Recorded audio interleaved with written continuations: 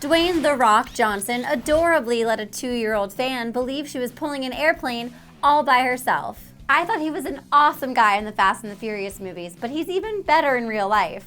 Hi everyone, I'm Manousos for Buzz60. A toddler fan visited him on the set of his new movie Central Intelligence and wanted to pull the airplane all by herself. She got a little help from the action movie star. Check out the video he shared on Instagram. You're so strong! You're so strong! Oh my gosh, you're pulling an airplane! He even added sweet hashtags in the caption. Great job, honey. Amazing strength you have. And Uncle Rock pulls a hamstring. Uncle Rock's been making our hearts melt with his touching Instagram posts for a while now. Last month, he surprised a fan by officiating his wedding.